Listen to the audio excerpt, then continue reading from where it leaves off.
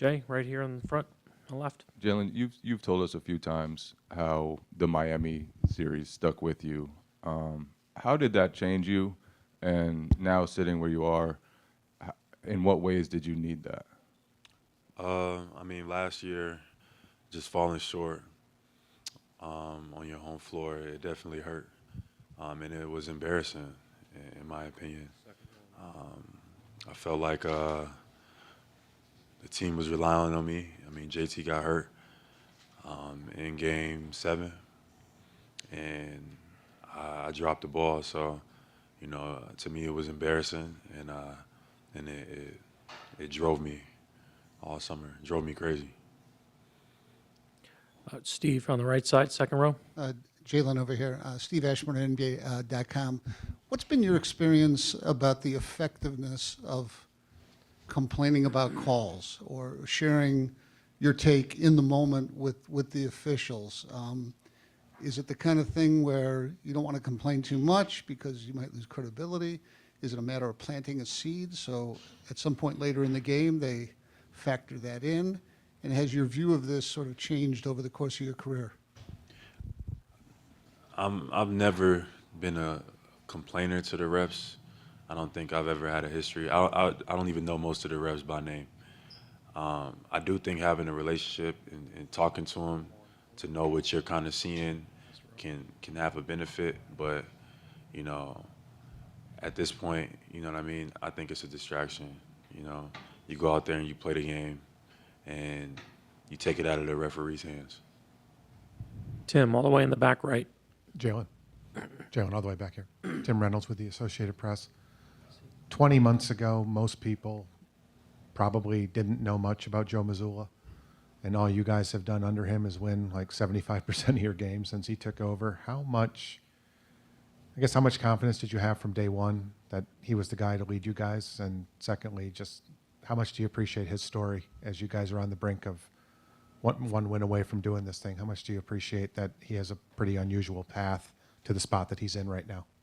Yeah, Joe's been great. I mean, just being in this position last year, just being in an interim role was tough, even though we weren't making any excuses. But, him inheriting that position, it was a little bit more of uncertainty about what we were doing going forward. It wasn't necessarily his staff. Now I feel like he gotten his feet under him a little bit more in this, even the start of this year. He's been excellent. He's been organized. You seem like he's been a lot more comfortable, and it has showed in our team. His mentality, Joe's mentality is fantastic. He's just, even today, one of my favorite quotes he said today, he was like there's no such thing as a foul. Either you survive or you don't. And just that resonates with me because I like stuff like that. Tim on the left. So go back to Jay's question at the beginning. When you talked about the way last year went in the conference finals, you talked about stuff you worked on this summer. What did you sort of focus on this summer? And especially as these playoffs have gone on, as you've excelled the way you have, how has that translated to the success you've had over the past several weeks? Really just all mentality, all mentally, just your will, your focus, your perseverance, your ability to overcome self. I think that's what I worked on the most. And in moments of embarrassment, moments of coming up short, falling short, is where the most growth takes place. And last year in that, to end the season the way we did, I really attacked the summer. On the right, Bobby. Bobby Front. Manning, CLNS Media. Jaylen, I know it was a while ago now, but what do you remember about that first summer you and Jason played together? He got drafted. You were going into your second year. And just sort of that bond you forged at the beginning that's kind of grown into what it is now. What do I remember? About that summer, yeah. I remember Danny calling me. I was in, I think I was in Malaga, Spain, or Cordoba, one of the two. And Danny called me. It was like 4 a.m. Don't ask me why I was up. But Danny calls me and he asked me, how do you feel about Jason Tatum? And I remember I played with him at camps, top 100 camp. He was my roommate at the KD Elite camp. We played on the same team in so many different the Under Armour All-American game. We were roommates again. So it was like, I had a lot of experience with him, and I played with him on the same team. There was a lot of respect. So I said, like, I think it's a great choice. And fast forward from there, we've been winning ever since. Ramona here on the left. Hi, Ramona Shelburne, ESPN. I guess just following up on that. You guys were drafted you're both so young when you were drafted that first summer. You get success so early, but you're also pretty different guys, right? Obviously, you had a bond and all that, but your relationship, last night when you were up here, you called him your brother. How has that relationship grown over the years, even though you're pretty different people? He was a young father, right? You obviously had a different path in life.